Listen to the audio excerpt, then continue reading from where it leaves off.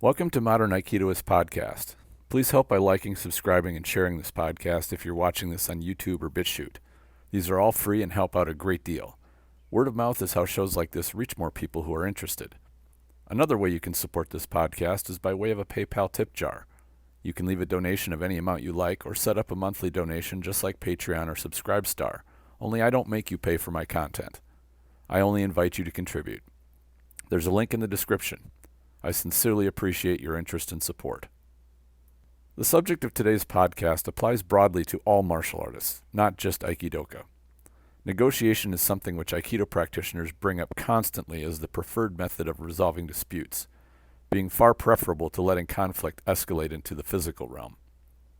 In my more than 40 years among martial artists, law enforcement personnel, competitive fighters, and all manner of people who have notable physical prowess, I have encountered very few who saw no value in using negotiation before solving the problems with physical force. By very few, I'm talking like less than 3. That is among hundreds, if not over 1,000. Today's podcast is about the relationship between your martial arts training and the art of negotiation. Almost all martial arts instructors give lip service to negotiation, but few are familiar with the art itself. There is a great deal more to it than merely remaining calm and staying talking. The perspective I'm going to look at today is the relationship negotiation has to violence and self-defense. The assertion that some martial arts encourage skipping over negotiation or de-escalation is not well-founded, and I would say it's totally false. Unfortunately, many Aikidoka take on a smugness about Aikido being superior to other martial arts in that they would always keep their conflict resolution from becoming physical. I disagree with this attitude for a number of reasons. My main objection is that such an attitude reflects both arrogance and naivety, which is a very dangerous combination. It's certainly true that negotiation plays a huge role in dispute resolution and can be used to de-escalate a situation before it turns violent. Counting on fighting skill and overlooking verbal cunning to protect yourself is not a wise strategy. It is true that being good at negotiation will make it very unlikely that you will need to use your physical prowess. It's no guarantee, however. Your physical skills are needed when either you are not presented with the opportunity to use your negotiation skills, such as with an ambush, or your negotiation skills fail. Those efforts might fail due to no fault of your own. It also pays to remember that it's very difficult to negotiate from a position of weakness or vulnerability. It is far easier to negotiate a peaceful outcome when you're not facing a disparity of strength or power. One of the classic traps fighters and martial artists of all types fall into is overestimating their capabilities. It's the trap of overconfidence. The same holds true to negotiation skill. You can easily tell yourself that because you are kind and benevolent, lacking aggressive intent, that your negotiations will all be successful merely because you're being nice instead of being a jerk. This is overconfidence. Negotiations can fail for a variety of reasons. Some of those have to do with your own failure to negotiate successfully, and some have nothing to do with your own performance. Negotiations can fail because they were designed to fail from the outset. That may sound odd, but I'll get into that in a bit. This is usually a good time for an example, but the thing about violence is that it takes on so many various forms that it's impossible to pick a scenario which covers even a majority of conflicts. The difficulty lies in the complexities of human interaction. But we have to start somewhere, so let's go with one of the most common examples people tend to envision. That is, a mugger who threatens you to give up your wallet. He wants only one thing, and the conflict will end immediately upon giving him your wallet. That is a real scenario, so you cannot dismiss it. However, there are many more scenarios which are not as easy to sort out. In such a scenario, it may very well be that your best bet is to just give up your wallet. Is whatever you have in your wallet worth risking your life over? I think most people would say no, of course not. Very quickly, things can go past this simple scenario, though. What if the mugger decides he wants more than your wallet? He can change his mind on the spot, or merely have lied to you when he told you that the wallet was all that he wanted. If you gave it up eagerly, how eager would you be to submit to something more? This may be the reason he decides to take more. There is no simple formula to sort out such an exchange. One thing to keep in mind is that when someone has sunk to the point of threatening violence upon you, you're dealing with someone without morals or ethics. You are dealing with a savage. If they are willing to intimidate or threaten you, they are certainly willing to lie to you to get what they want. What does this have to do with negotiation? Everything. How successful can you be negotiating with someone who has an evil motive and will lie? Spotting lies and deceptions is a crucial negotiation skill. How good are you at spotting them? Do you train or practice this skill? How well will you do at this skill in a highly charged situation which looks like it could result in physical violence? Having been in quite a few situations like this, I can tell you, being cunning, quick-witted, and creative with problem solving is pretty easy without pressure. With pressure, it's extremely difficult. Without practice, the chance of success is very low. Reading people, thinking on your feet, and finding peaceful solutions while you are fearing for your own safety are more than most people can handle. Dojo training doesn't build these skills either. Even scenario training doesn't adequately simulate situations well enough to build solid skills in this regard. The saying, "there is no substitute for experience," is absolutely true here. When we are in a very peaceful state, imagining a potentially violent encounter, it's easy to think that merely avoiding being assertive would be enough to avoid violence. This would be true if the violence that we are worried about is only the self-generated variety. Self-defense is almost always about encountering someone else who's not as benign or as peaceful as we are. Then what happens? If we think that merely not being assertive or acting respectfully will protect us, that's not exactly true. Granted, you will be far less likely to encounter violence if you're not acting like a jerk and being disrespectful. There is another aspect to consider. There are predators and thugs who look to prey upon the passive and those who appear weak. Nature's predators, such as lions and wolves, avoid the stronger and healthier prey. We can only speculate as to why exactly that is. One hypothesis is that the weak prey are merely easier to catch. All animals, humans included, are inclined to target low-hanging fruit over fruit which is harder to get. The other hypothesis is that even animals understand that there's a physical risk of injury when taking down prey. In the wild, injury can mean your death. Humans have the advantage of modern healthcare, but subconsciously we still have primitive programming deep inside of us. Most, except for the completely insane, have a certain level of self-protection instinct which urges us to avoid physical risk as much as possible. Human predators are just like all predators. They don't want to fight or risk injury.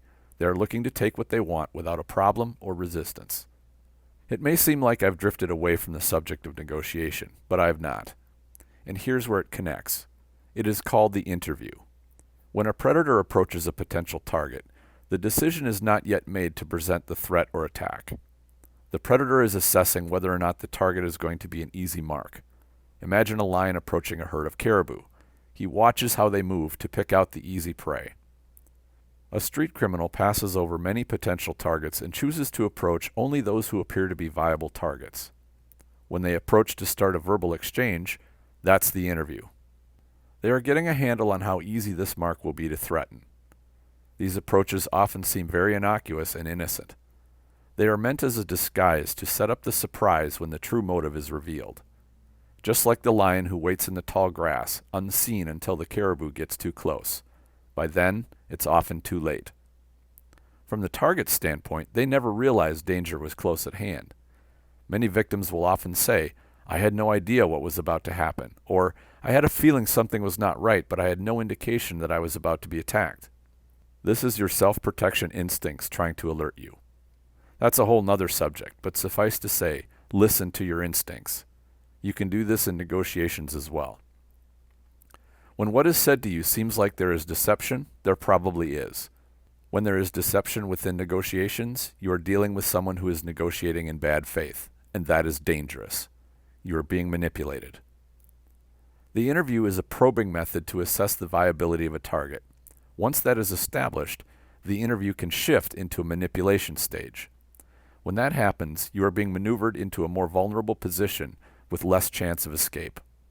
The predator knows that sooner or later you will realize the predicament you are in and will look to escape or fight.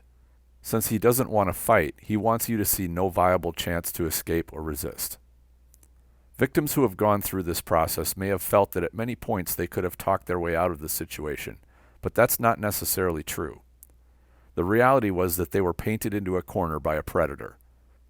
The fact that they were non-assertive and benevolent probably made them more attractive prey. Perhaps they could have avoided the incident by how they comported themselves in the interview. This does happen, but not by projecting passive behavior and other signals which make you look easy to manipulate and exploit.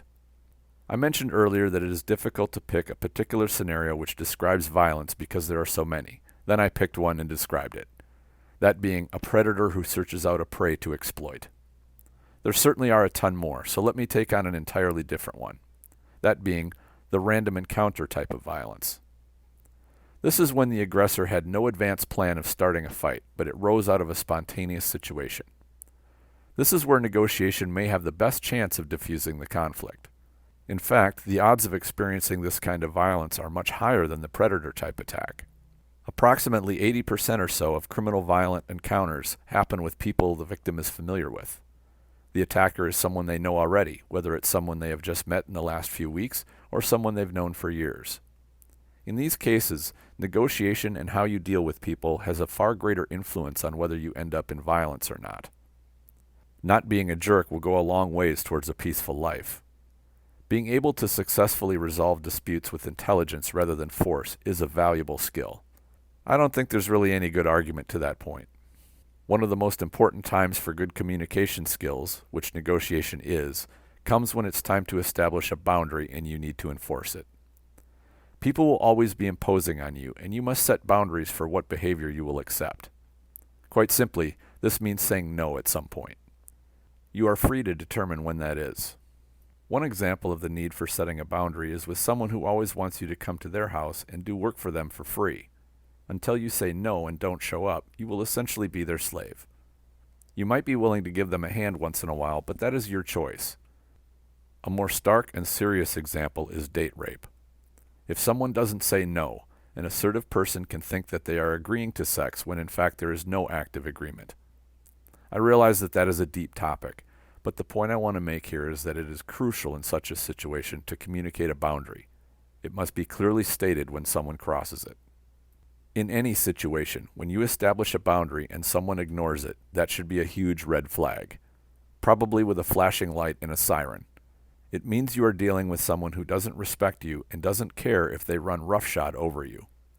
It is particularly telling in the date situation I just described, but it certainly applies to all manner of negotiations, from relationships to business dealings. One of the most important words in negotiating is the word no. It is the most powerful word in the English language. As you think about negotiating, consider how powerful it is.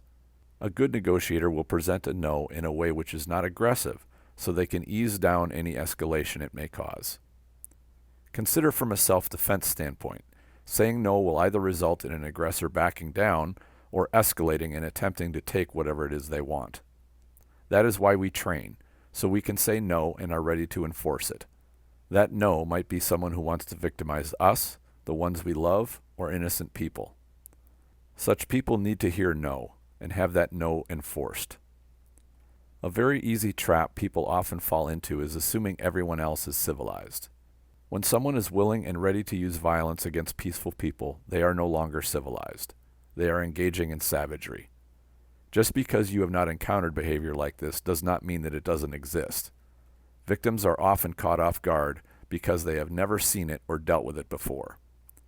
Savage behavior can occur with normally peaceful people whose tempers flare due to circumstance, or their behavior is tainted by drugs or alcohol. No matter what the source is, we must address the behavior. Absolutely use dialogue and negotiation to avoid violence, but should you notice it having little or no success, realize you are likely dealing with savagery and a physical exchange is imminent. When you reach that point, your training will need to kick in. Hopefully it included position and placement so you never have to fight back from a position of extreme disadvantage. Your training should have included that part too, because things don't always go as planned, and we might be starting in a worse position than we would prefer. What do you think? Please share your ideas in the comments if you're watching this on YouTube, or go to the Facebook group Aikido the Martial Side and post a comment. The Spirit Aikido Online program is now live, and there are more than 80 videos in the program, with new ones being added every few days. Subscribers get access to video training and mentoring to techniques and training methods I've adopted from other martial arts to make my Aikido more practical. There's a link in the description section. I invite you to check it out. I always enjoy hearing from listeners of the show, whether through comments or questions. Thank you all for sharing your interest. Enjoy your training.